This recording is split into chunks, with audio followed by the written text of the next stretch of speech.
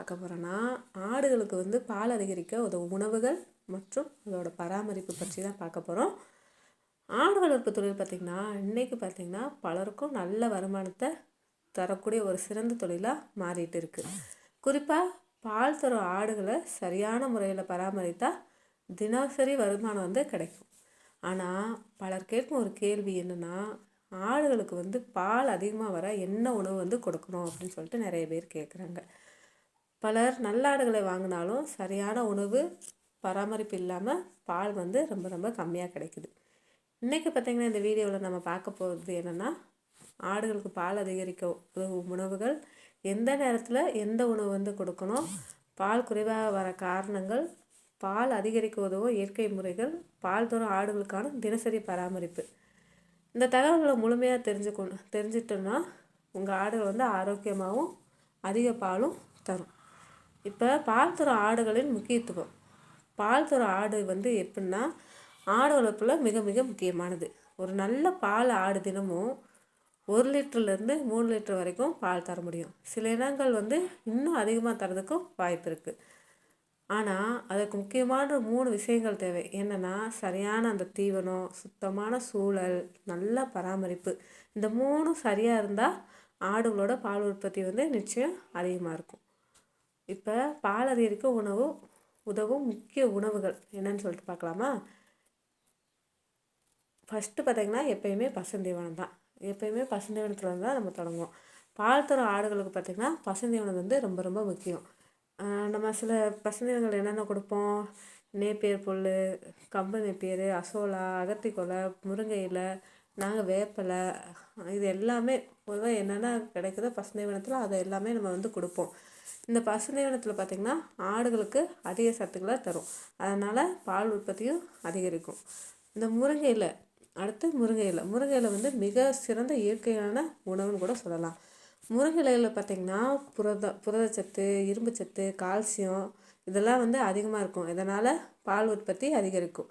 ஆடுகளோட உடல் ஆரோக்கியம் வந்து மேம்படும். அடுத்து பார்த்திங்கன்னா நிலக்கடலை பொடி வந்து ஆடுகளுக்கு வந்து கொடுத்தோன்னா நல்ல புரதம் வந்து கிடைக்கும். ஒரு நாளைக்கு பார்த்திங்கன்னா 100லேருந்து 200 கிராம் அளவு வந்து கொடுக்கலாம். இதனால் பால் வந்து ரொம்ப அதிகரிக்கும், உடல் வலிமையும் அதிகமாக இருக்கும். அடுத்து பார்த்திங்கன்னா கொள்ளு வந்து ஆடுகளுக்கு மிகவும் நல்லது.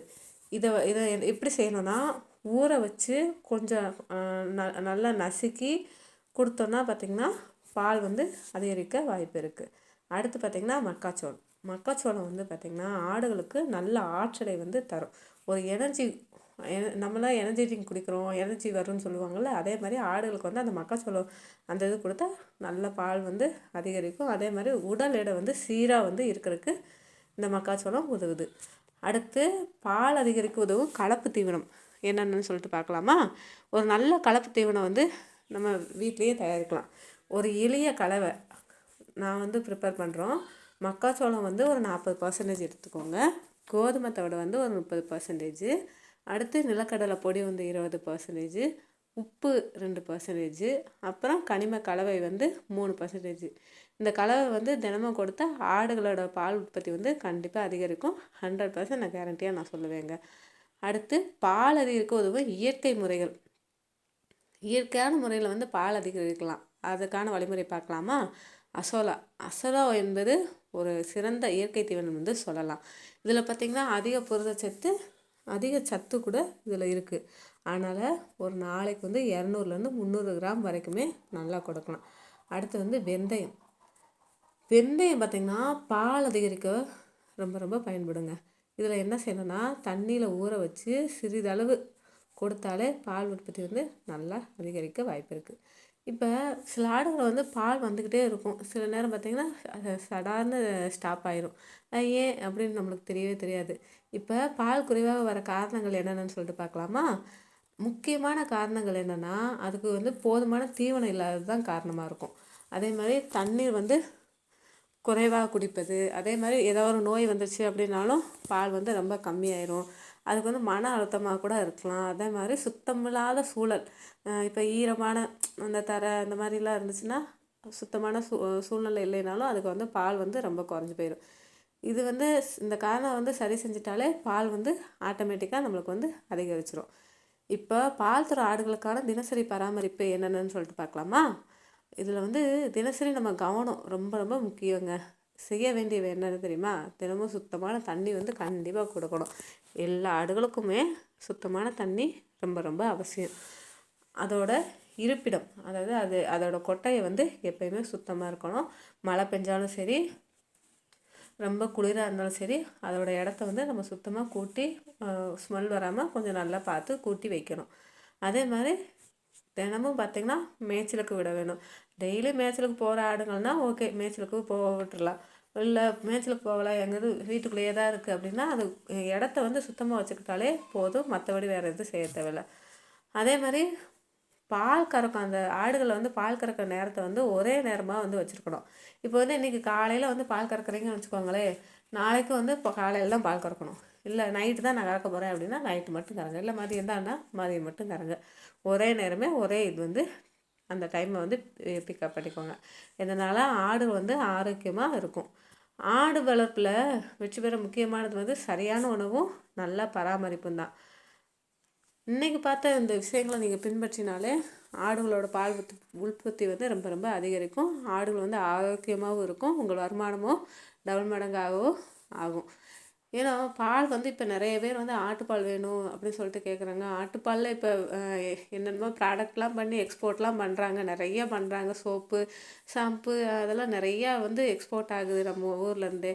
அதனால் நம்மக்கிட்ட இருக்க வந்து நம்ம வந்து சரியாக அந்த பராமரிப்பு பண்ணாலே போதும்.